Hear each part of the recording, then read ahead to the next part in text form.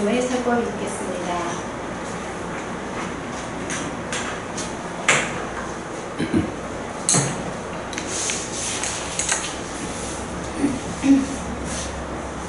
안녕하셨어요. 알리나 부부님께서 멀리 호주까지 긴 시간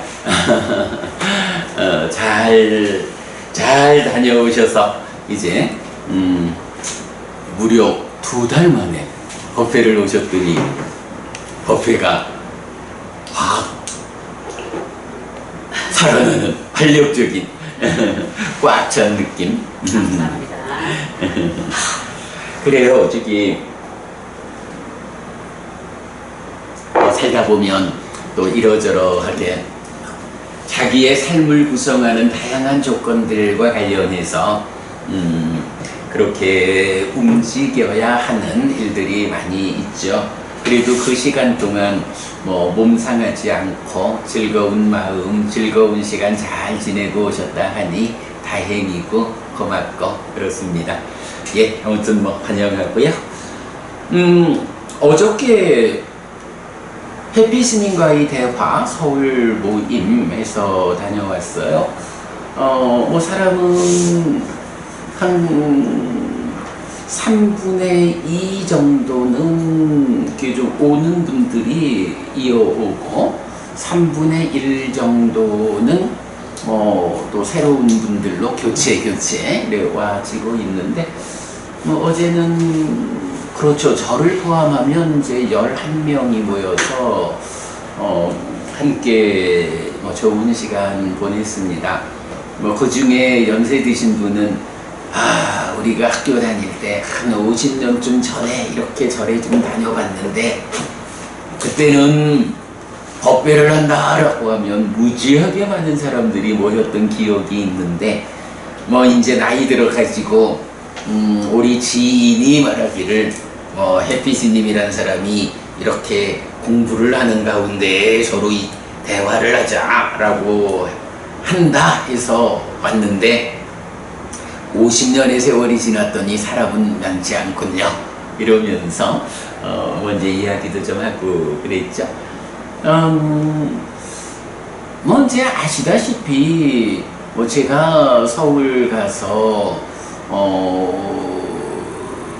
함께 모여서 대화합시다 라고 하면 전반적으로 그렇게 재미있어 하는 사람들이 많지 않다 라는 건 우리가 알고 있는 일이고요. 그런가 하면 역으로 많지 않은 사람이 함께 온다 해도 그분들이 사실은 이제 어제 같은 경우도 함께 하신 분들 중에 대략 절반은 불교신자고 절반은 불교신자가 아니다라고 해야 하는, 아니면 불교신자이지만 이렇게 초기 불교적인 신행하고는 전혀 거리가 먼 이런 분들이 해피스님이라는 사람이 마음 이야기를 한다 하고 그런 이야기 같이 하자라고 하니 가보자 라는데 이제 공감해 가지고 함께 오신 분들이니까 대화를 하다 보면 이분들이 불교적 관점으로 잘 정제되지 않았지만 각각이 자기대로의 삶에서 깊이 있는 삶을 사는 분들이구나 하는 생각을 하게 돼요. 그래서 어제도 이제 마음 이야기를 가지고 1시간 한 20분 토론을 했죠. 그런데 보니까 제가 아주 깊이 집중해서 대답을 해야 하는 어려운 주제들, 글쎄 어찌 보면 그냥 넘어가도 된다 할 수도 있겠지만 그 의미를 좀 따져보면 잘 주목해서 부처님은 그런 주제에 대해서 이렇게 설명하고 있다 라는 거를 진지하게 토론하는 이제 그런 시간 되었어요. 그래서 아까 제가 동영상 만들어서 우리가 이제 서울 모임을 하면 2번의 수업이에요. 하나는 토론이고 하나는 저의 강의고. 그런데 우선 아침에 토론한 동영상만 이제 먼저 올려놓았어요. 그래서 마음과 오염이라는 주제, 그리고 업과 보의 관계, 요런 이제 두 가지 주제를 중심으로 토론을 했지요. 한 분은 이렇게 불교신자인 것으로 보이지는 않는 분인데, 마음이라는 것을 어떤 그 완전함의 상태? 이런 접근으로 마음을 이제 말씀을 하시고, 그리로 가자라는 말씀 하셔서, 우리가 여러분 잘 아는 주제가 있잖아요. 식이라고 하는 거, 이렇게 해탈된 식은 속성이 없고 한계가 없고 모든 관점에서 빛난다. 이런 식에 대한 부처님의 설명이 있죠. 그래서 그런 상태가, 이게 그런데 조심스러운 거는 그것이 우리들의 마음이 아니다. 우리들의 마음은 그렇게 빛나는 심 상태로 있지 못하고 오염되어 있다. 이 마음을 말하자면 빼놓으면 안 되는 관점이 오염이라는 관점이다. 왜냐하면 내 삶의 주소가 어디냐? 중생이라고 하는 주소를 가지고 있고, 중생 가운데서도 상세한 번지수를 말하자라고 하면 욕계에 속하는 인간이라는 번지수를 갖고 있는 거예요. 그러면 내 마음의 현 상태는 바로 그렇게 빛나는 마음으로의 어떤 완성된 마음이 아닌 상태인 거죠. 그래서 이 오염이라는 관점을 보아야 합니다. 그리고 세상에 많은 사람들은, 불교 안에서도 또 많은 사람들이 그래 말하죠. 까짓거 단박 깨치면 그뿐이고, 한마음 돌리면 그뿐이고, 이래 말을 하는데, 알리나 부부님, 그 마음의 오염원이라는 거예요. 그거 그렇게 그냥 내가 보았어, 단박 바꿀 거야, 오염원 너 가, 이러면 가지나요? 이 오염원의 접착력이라는 게 사실 보통 강한 게 아니잖아요. 이 강한 접착력을 가지는 오염원을 어떻게 해소할 것이냐, 오염원을 제거할 것이냐 라는 이 부분이, 그게 사실은 공부죠. 불교 공부가 한면으로 보면 내가 이렇게 강한 오염, 강한 접착력을 가지는 오염원들의 오염된 상태여서 중생이라고 불리고, 그 중생의 삶 위에서 다양한 괴로움을 겪고 있다 라고 삶을 설명하는 게 불교의 절반이라면, 그 강한 접착력의 오염원을 어떻게 떼어내가지고 오염이 해소된, 속성이 없고 한계가 없고 모든 관점에서 빛나는 그런 마음을 회복할 것이냐, 어떻게 이 강한 접착력을 가지는 오염원을 제거할 것이냐, 이게 수행이라고 불리는 불교의 나머지 절반인 거죠. 그래서 이제 그분 말씀은 이제 굉장히 불교라는 관점 밖에서 보면 그런 관점을 말할 수 있다라는 것은 굉장히 삶에 대한 진지함을 가진 분이다 라고 말을 할 텐데, 저는 이제 그래도 현실적으로 내 자리가 어디냐라고 보면 이 오염원의 그 강한 접착력을 어떻게 떼어낼 것이냐 하는 이 관점에서 삶을 보아야 하는 필요성, 이제 이런 이야기도 했고요. 또 이제 어떤 분은 우리가 늘 하는 이야기로 아니 이렇게 좋은 업을 지으면서 살아가는 사람이 왜 괴로움을 겪어야 하는가, 이런 데에서 어제는 아마 이런 마음의 그 오염원이 얼마나 강한 접착력을 가지고 나를 중생이라고 하는 번지수에 데려다 놓고 있느냐, 요 하나에다가 이어가지고 업이라는 것이 지은 그대로의 결과를 경험하는 게 아니고, 이 이 업에서 생겨나는 결과가 다른 조건들과 함께 엮여서 익어가지고 경험되는 보라는 개념. 요건 뭐 이건 우리가 업에는 과화구가 따른다 라고 하는 이 관점에서 잘 알고 있는 거죠. 그런데 이제 사실은 이렇게 우리가 경을 공부하는 입장 아니면 업에서 결과라는 것이 생겨나면 그걸로써 업의 이야기를 대충 이해하고 있지. 그렇게 생겨난 결과가 아니라 이 결과가 엮여서 익어가지고 경험되는 보라는 개념, 이 개념이 잘 설명되지 않은 게 불교 안에서도 그렇다고 봐야 되죠. 그래서 어제는 이제 그런 엮여서 익은 값으로의 보라는 관점을 여러분 꼭 주목해야 합니다. 심지어 부처님은 행위의 결과를 그대로 경험한다라고 삶을 보면 범행을 실천할 수 없다. 업의 보를 경험한다라고 보아야 범행을 실천할 수 있다. 요거 부모님, 요 개념이 어떤 것으로 연결되죠?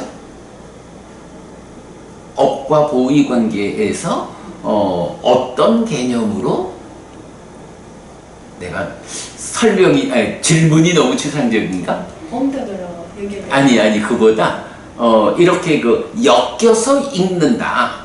엮여서 있기 때문에 나쁜 행위, 악업을 통해서 생겨난 괴로움이라는 결과가 조건들과 엮여서 익어가지고 더 커질 수도 있고 줄어들 수도 있고. 업장 소멸. 그렇죠. 바로 이런 업이 과화보의 법칙성으로 설명되는 하여간 요 표현, 우리가 잘 만든 표현이야. 엮여서 익어서 보라는 값으로 경험되는 거. 이런 엮여서 익는다라는 관점에 주목해서 잘 대응하면 사실은 앞에 지어놓은 악업에 의한 괴로움이 있다라고 해도 그 악업에서 생겨난 결과치를 우리가 지금 어떻게 사느냐, 지금을 어떻게 사느냐에 따라서 엮여서 읽는 과정을 제어할 수 있다. 이거죠. 그래서 백이라고 생겨난 괴로움의 크기를 잘 엮어서 익히면 그것이 1로 줄어들 수도 있고 0.1로 줄어들 수도 있다. 왔다 가기는 하지만 나는 그것 때문에 괴롭지 않다. 이게 불교적 업장소멸이다 라는 부분. 아마 어저께 함께 하신 분들이 가장 귀 기울여서 공감한 주제가 결국은 엮여 읽는 보, 그것이 불교적인 업장소멸, 이 주제였던 것 같아요. 이제 그런 그렇게 어제 서울 다녀왔고요. 그랬는데 오늘 아침 보니까 또 지진이 났더라고요. 보셨어요? 네, 모로코. 모로코에 지진이 나가지고 아까 보니까 2,000명이 넘는 사람이 벌써 죽었더라고요. 그리고 아직도 사실은 이 숫자는 결국은 복구를 해봐야 결정되잖아요. 아직도 훨씬 더 많은 사망자가 생길 것 같다라고 이제 뉴스를 봤어요. 그게 참 내가 이제 어제도 그분들한테 그러니까 이제 이렇게 업에서 엮여서 읽는 이런 측면과 이런 측면을 설명한 게 착하게 산 사람이 왜 아픔을 겪습니까? 부처님이 계시다면 왜 그런 일을 생기게 둡니까? 이제 이런 질문. 그럴 때에 이제 세상이라고 하는 세상이 내 삶의 조건으로 참여하는 이제 이런 측면. 그래서 지진이 나거나 쓰나미가 닥쳐오거나 전쟁이 나거나 이런 사실은 내 자신의 업만 가지고 감당할 수 없는 세상 이야기. 사실은 그게 몸으로 태어나 살아야 하는 중생들이 겪는 현실이잖아요. 이제 이런 부분을 얘기를 했는데, 뭐 오늘 아침에 보니까 모로코에서, 참 그것도 그래. 6.5 정도 지진 강도가 나왔더라고요. 물론 뭐 6.5도 큰 강도지만 어찌 보면 좀 그 지진에 대해서 문명적으로 잘 대응하는 국가들, 이런 쪽에서는 사실은 지진 6.5 가지고 모든 건물이 주저앉지 않는 대비가 되어 있잖아. 근데 아니 모로코라는 나라를 우리가 잘 모르지만 그 아프리카의 서북부 끝인데, 아프리카라고 해도 저 아프리카 끝하고 스페인하고인가?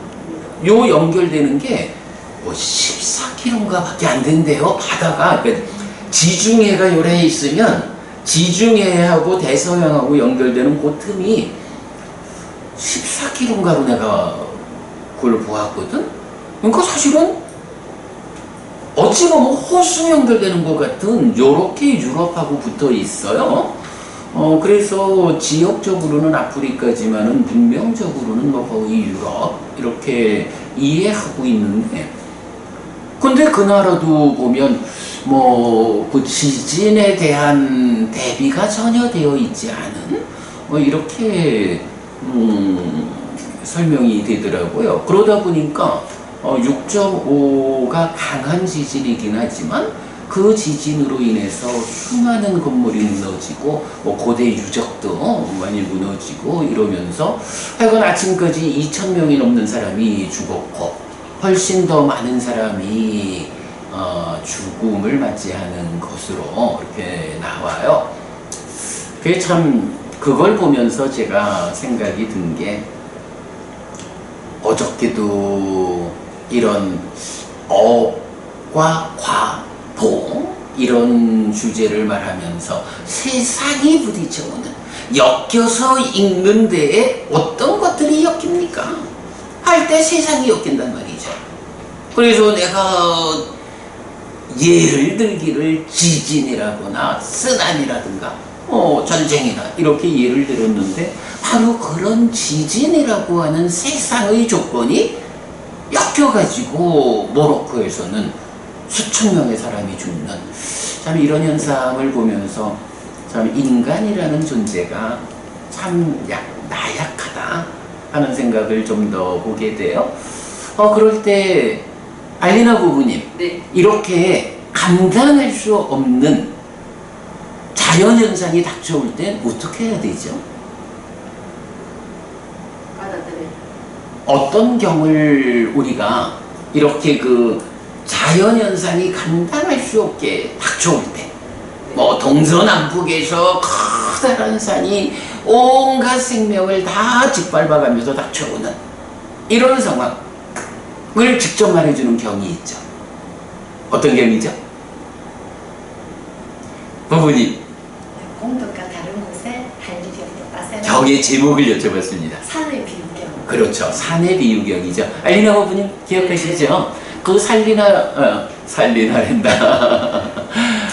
산의 비유경에서 보면 부처님 비유를 하자면 이렇게 사방에서 커다란 산이 이렇게 밀려올 때 과연 우리가 무엇을 할 수 있느냐, 어떤 대응을 할 수 있느냐, 이런 질문을 하죠.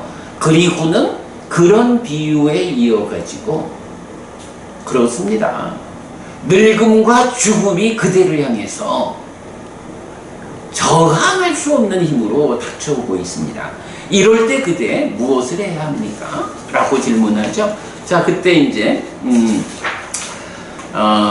빠세나디 꼬살라왕이 있죠. 이제 부처님 그렇게 그 질문을 할 때 이렇게 답하죠. 대덕이시여, 이렇게 크나큰 두려움이 일어날 때, 인간의 파괴가 심각할 때, 인간으로의 삶을 유지하기 어려울 때, 법의 행위와 다른 것, 안정된 행위와 다른 것, 선을 행함과 다른 것, 공덕을 행함과 다른 곳에 제가 할 일이 무엇이 있겠습니까? 맞습니다. 그러하듯이 늙음과 죽음이 닥쳐올 때 어찌해야 합니까? 그때 또한 내 늙음과 죽음이 닥쳐올 때 또한 내가 할 수 있는 일은 법의 행위와 다른 것, 안정된 행위와 다른 것, 선을 행함과 다른 것, 공덕을 행함과 다른 곳에 제가 할 일이 무엇이 있겠습니까? 이렇게 나타나죠. 이럴 때 이제 법의 행위, 안정된 행위라는 것은 우리가 비법의 행위경에서 직접 나타나지만 10악업을 짓는 거죠. 그러니까 법의 행위, 안정된 행위는 10선업, 그래 되는 거죠. 그리고 뭐 그게 그대로 선을 행하는 거고, 그게 그대로 공덕을 행하는 이제 이런 일이죠. 오직 이렇게 저항할 수 없는 조건들이, 세상의 조건들이 닥쳐올 때 참으로 내가 할 수 있는 일이 이렇게 선업을, 공덕이 되는 일. 그래서 구체적으로 말하면 10악업을, 자, 화도 보도 괴로움이어서 지옥으로 이끄는 힘을 가지는 10악업을 피하고, 화도 보도 행복이어서 하늘로 이끄는 10선업을 적극 실천하는 것. 이게 선을 행하는 거고, 이게 공덕을 짓는 거죠. 이거밖에 내가 할 수 있는 일이 무엇이 있을까? 늙음 죽음이 닥쳐올 때 내가 참으로 얼마의 시간이 지나면 죽어야 한다. 근데 사실은 또 이것도요. 그래, 우리 독성집 만들 때 아소카 보부님이 추천한 경이 뭐였죠? 죽음에 대한 사건. 그죠? 죽음에 대한 사띠경 1, 2번 이래 있잖아요. 그런 조금 더 우리가 적극적으로 보자면 얼마의 시간이 지난데 지금 대략 우리 나이로 보면 한 3, 40년쯤 지나면 늙음 죽음을 감당할 수 없게 될지 몰라. 요것도 어찌 보면 꿈 같은 얘기일 수 있는 거예요. 죽음에 대한 사띠로 보면 아니 당장 내일 아침에 우리가 지금처럼 눈 뜨고 일어난다라는 보장이 어디 있어? 어찌 보면 들이마신 숨을 내쉰다라고 하는 확실한 보장이 어디 있어? 이렇게까지 늙어야 하고 죽어야 하는 이런 몸에 구속된 삶, 중생으로의 삶에 대해서 아주 위기적 관점으로 볼 수 있어야 이렇게 오직 공덕을 짓는 일, 선을 행하는 일 말고 무엇을 할 일이 있겠습니까? 이런 일을 분명히 할 수 있죠. 그런 관점을 우리가 좀 잘 보아야 하겠고요. 그런데 이렇게 하여간 내가 업을 지으면서 삶을 살아가는 가운데 세상이 부딪혀오는 이 조건들이 엮여서 있는 이런 양측면이 있는데 아소카 부부님 생각은 어떻습니까? 내가 업을 짓는다 하는 측면하고 세상이 부딪혀가지고 엮여서 있는 이 두 가지 중에 내 삶을 결정하는 더 결정적 요소는 어느 쪽인가요? 내가 짓는 업이라는 게 나를 결정하나요? 세상이 부딪혀오는, 엮여서 있는 이것이 나를 결정하나요? 너무 어려워요. 알리나 부부님 어떨까요? 업이 결정하는 거지. 업과 왜 그렇게 봐야 되지? 시원가경에 보면 그 8가지 조건에서 보면 업과 조건이 다 같이 해서 만나시는 거죠. 좋습니다. 결국에는 세상을 벗어나야 이 업을 떠나는 거죠. 세상의 조건을 떠나는 거죠. 그 말씀이 적절하고요. 나는 요거를 내가 낸 문제니까 답을 좀 더 표현하자면 이거요. 내가 업을 짓는다라는 측면은 뭐 당연히 내가 업을 짓는 거고, 문제는 이게 엮여서 읽는다라는 이 과정, 보로서 경험되는 세상이 부딪혀오는 이 측면에서 세상이 조건들의 결합으로 엮여서 읽는데, 거기에서 우리가 한번 이 부분 짚어봤거든. 감당할 수 없게 닥쳐오는 거는 감당할 수 없지만, 그러나 그 가운데서도 어떻게 조건들을 최선의 상태로 엮어가지고 최선으로 익혀가지고 그 보를 경험할 거냐? 아까 우리 업장소멸 얘기했잖아요. 괴로움이라는 결과가 100이 만들어졌는데 이거를 어떻게 엮여서 있게 해가지고 0.1로 낮추어가지고 내가 겪을 것이냐. 이거 세상이 알아가지고, 그죠? 세상이 알아가지고 저 사람 업장 소멸을 해주자라고 스스로 잘 엮여가지고 이거 주는 건 아니라고.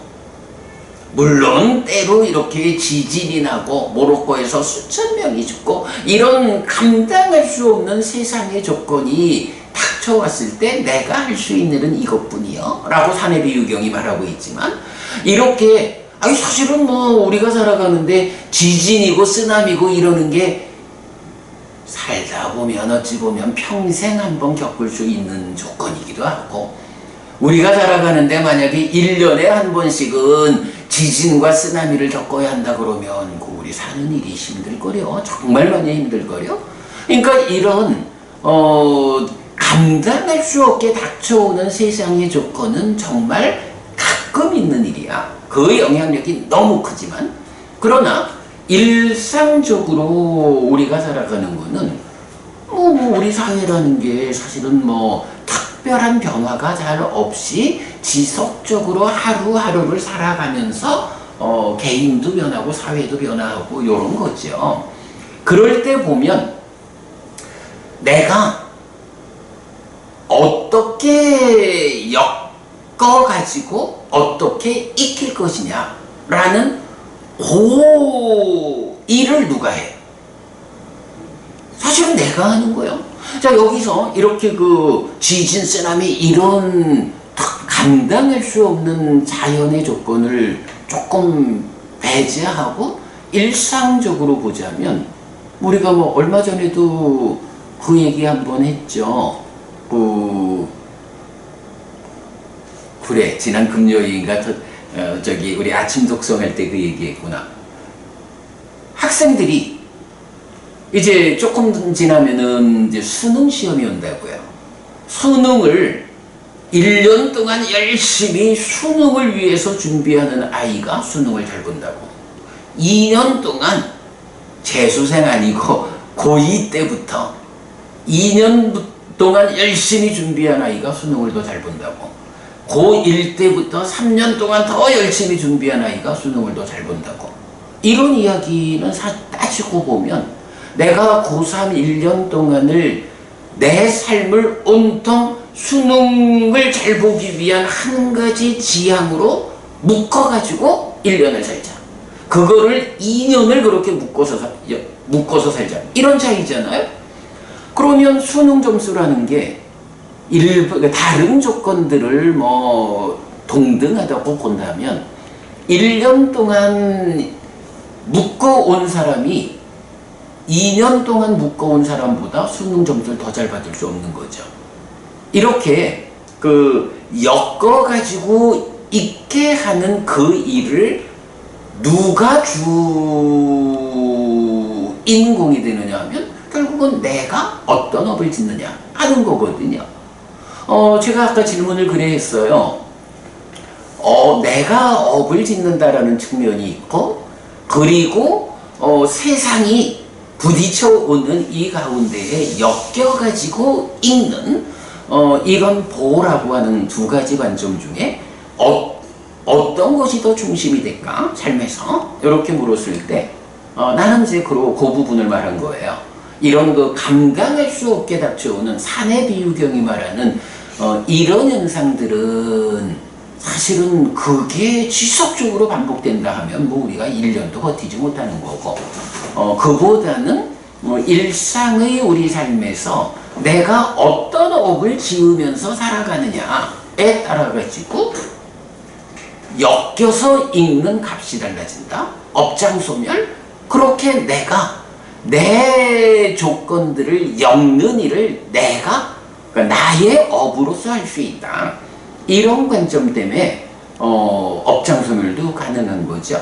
이제 그런 점에서 보면 세상이 부딪혀오는 이 조건들의 엮임, 이거보다는 내 삶의 중심은 나의 업에 있다. 이런 부분을 우리가 말할 수 있죠.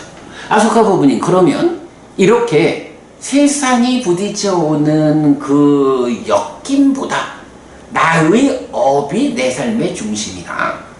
달리 말하면 나의 미래를 결정한다. 이런 측면을 나타내주는 멋진 표현을 최근에 우리가 보았죠. 뭐가 있을까? 모르겠어요. 알리나 부부님, 네.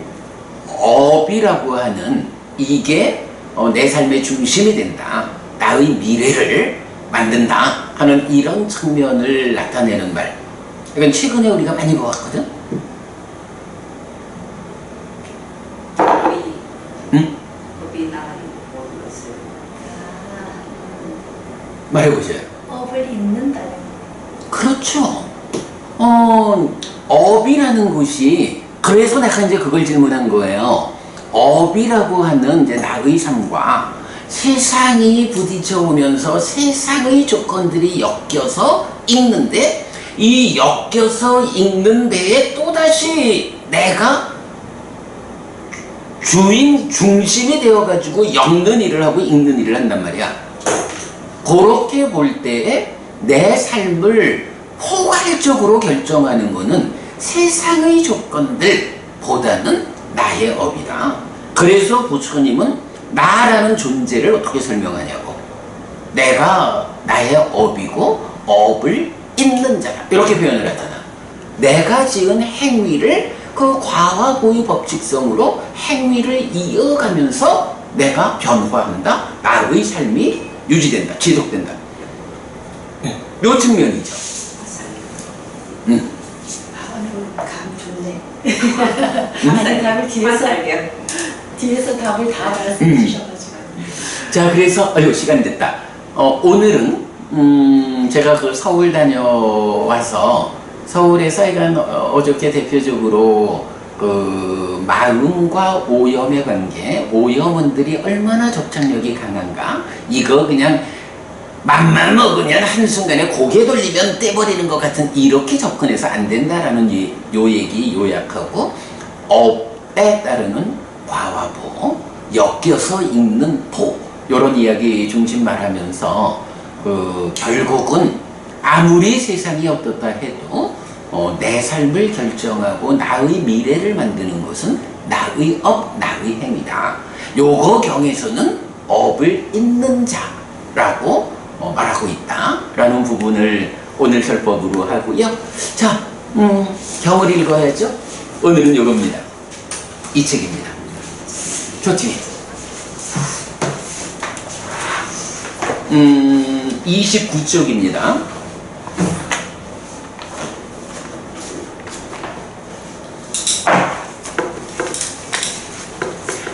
오늘 주제를 제가 연결을 좀 잘 해왔죠?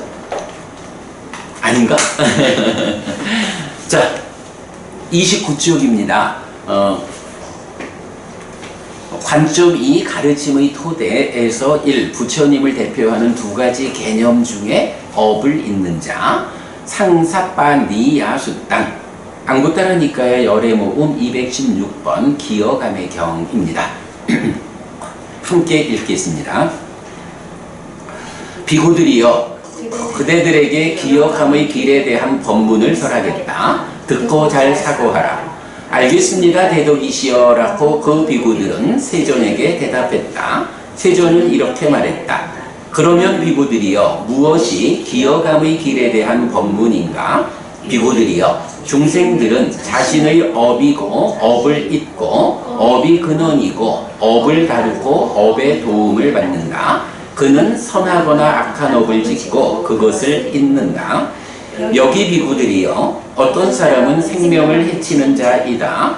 난폭하고 손에 피를 묻히고 해침과 죽임에 대해 열심이고 모든 생명에 대해 연민하지 않는다. 그는 몸으로 기어가고 말로 기어가고 의로 기어간다. 그는 비뚤어진 몸의 업, 비뚤어진 말의 업, 비뚤어진 의의 업을 짓는다. 비뚤어짐에 의해 가고 비뚤어짐에 의해 태어난다. 비구들이여, 비뚤어짐에 의해 갔고 비뚤어짐에 의해 태어나는 자는 두 가지 갈 곳 중의 어떤 곳에 간다고 나는 말하는데 오로지 고통스러운 지옥들이거나 기어다니는 무리에 속한 축생의 모태이다. 그러면 비구들이여 무엇이 기어다니는 무리에 속한 축생의 모태인가? 뱀, 전갈, 지네, 몽구스, 고양이, 쥐, 올빼미, 그리고 어떤 것이든 인간을 본 뒤에 기어가는 축생의 모태에 속한 것들이다. 이렇게 비구들이여, 활성존재로부터 활성존재의 태어남이 있다. 행함에 의해 태어난다. 태어난 그곳에서 축들이 닿는다. 이렇게 비구들이여, 업을 잇는 중생들이라고 나는 말한다. 여기 비구들이여, 어떤 사람은 주지 않는 것을 가지는 자이다. 음행에 대해 삿되게 행하는 자이다. 거짓을 말하는 자이다. 험담하는 자이다. 거친 말을 하는 자이다. 쓸모없고 허튼 말을 하는 자이다. 간탐하는 자이다. 거슬린 심을 가진 자이다. 삿된 견해를 가진 자이다. 보시도 없고 제사도 없고 봉헌도 없다. 선행과 악행의 업들에게 과도 없고 보도 없다. 이 세상도 없고 저 세상도 없다. 어머니도 없고 아버지도 없다. 화생하는 중생은 없다. 세상에는 이 세상과 저 세상을 스스로 실답게 한 뒤에 실현하여 선언하는 바른 길에 들어서서 바르게 실천하는 사문 바라문들이 없다 라고 거꾸로 보는 자이다. 그는 몸으로 기어가고 말로 기어가고 의로 기어간다. 그는 비뚤어진 몸의 업, 비뚤어진 말의 업, 비뚤어진 의의 업을 짓는다. 비뚤어짐에 의해 가고 비뚤어짐에 의해 태어난다. 비뚤어짐에 의해 가고 비뚤어짐에 의해 태어나는 자는 두 가지 갈 곳 중의 어떤 곳에 간다고 나는 말하는데 오로지 고통스러운 지옥들이거나 기어다니는 무리에 속한 축생의 모태이다. 그러면 비구들이여, 무엇이 기어다니는 무리에 속한 축생의 모태인가? 뱀, 전갈, 지네, 몽구스, 고양이, 쥐, 올빼미, 그리고 어떤 것이든 인간을 본 뒤에 기어가는 축생의 모태에 속한 것들이다. 이렇게 비구들이여, 활성존재로부터 활성존재의 태어남이 있다. 행함에 의해 태어난다. 태어난 그곳에서 촉들이 닿는다. 이렇게 비구들이여, 업을 잇는 중생들이라고 나는 말한다. 비구들이여, 중생들은 자신의 업이고 업을 잇고 업이 근원이고 업을 다루고 업의 도움을 받는다. 그는 선하거나 악한 업을 짓고 그것을 잇는다. 여기 비구들이여, 어떤 사람은 생명을 해치는 행위를 벌였기 때문에 생명을 해치는 행위로부터 피한 자이다. 몽둥이를 내려놓았고 칼을 내려놓았고 겸손하고 연민하고 모든 생명에게 우정과 동정으로 머문다. 그는 몸으로 기어가지 않고 말로 기어가지 않고 의로 기어가지 않는다. 그는 올곧은 몸의 업, 올곧은 말의 업, 올곧은 의의 업을 짓는다. 올곧음에 의해 가고 올곧음에 의해 태어난다. 비구들이여 올곧음에 의해 갖고 올곧음에 의해 태어나는 자는 두 가지 갈 곳 중의 어떤 곳에 간다고 나는 말하는데 오로지 행복한 천상들이거나 부유하고 큰 부를 가졌고 소유한 것이 많고 금과 은이 풍부하고 토지와 도구가 풍부하고 재산과 곡식이 풍부한 백만장자인 끄샷들이거나 백만장자인 바라문이거나 백만장자인 장자의 집안들이다. 이렇게 비구들이여, 활성존재로부터 활성존재의 태어남이 있다. 행함에 의해 태어난다. 태어난 그곳에서 촉들이 닿는다. 이렇게 비구들이여, 업을 잇는 중생들이라고 나는 말한다. 여기 비구들이여, 어떤 사람은 주지 않는 것을 가지는 행위를 벌였기 때문에 주지 않는 것을 가지는 행위로부터 피한 자이다. 음행에 대한 삿된 행위로부터 피한 자이다. 거짓을 말하는 행위로부터 피한 자이다. 험담하는 행위로부터 피한 자이다. 거칠게 말하는 행위로부터 피한 자이다. 쓸모없고 흐트러지게 말하는 행위로부터 피한 자이다. 간탐하지 않는 자이다. 거슬린 심을 가진 자가 아니다. 바른 견해를 가진 자이다. 보시도 있고 제사도 있고 봉헌도 있다. 선행과 악행의 업들에게 과도 있고 보도 있다. 이 세상도 있고 저 세상도 있다. 어머니도 있고 아버지도 있다. 화생하는 중생은 있다. 세상에는 이 세상과 저 세상을 스스로 실답게 한 뒤에 실현하여 선언하는 바른 길에 들어서서 바르게 실천하는 사문바라문들이 있다. 라고 바르게 보는 자이다. 그는 몸으로 기어가지 않고 말로 기어가지 않고 의로 기어가지 않는다. 그는 올곧은 몸의 업, 올곧은 말의 업, 올곧은 의의 업을 짓는다. 올곧음에 의해 갖고 올곧음에 의해 태어난다. 비구들이여 올곧음에 의해 갖고 올곧음에 의해 태어나는 자는 두 가지 갈 곳 중의 어떤 곳에 간다고 나는 말하는데 오로지 행복한 천상들이거나 부유하고 큰 부를 가졌고 소유한 것이 많고 금과 은이 풍부하고 토지와 도구가 풍부하고 재산과 곡식이 풍부한 백만장자인 끄샤트리아거나 백만장자인 바라문이거나 백만장자인 장자의 집안들이다. 이렇게 비구들이여 활성존재로부터 활성존재의 태어남이 있다. 행함에 의해 태어난다. 태어난 그곳에서 촉들이 닿는다. 이렇게 비구들이여 업을 잇는 중생들이라고 나는 말한다. 비구들이여 중생들은 자신의 업이고 업을 잇고 업이 근원이고 업을 다루고 업의 도움을 받는다. 그는 선하거나 악한 업을 짓고 그것을 잇는다. 이것이 비구들이여 기어감의 길에 대한 그 법문이다. 네, 이렇게 제설법 마치고요. 어쨌든 업을 잇는 자라는 이 개념에 대해서 우리 요즘 많이 공부했고요. 또 오늘 이렇게 그 의미를 잘 새겨 보았습니다.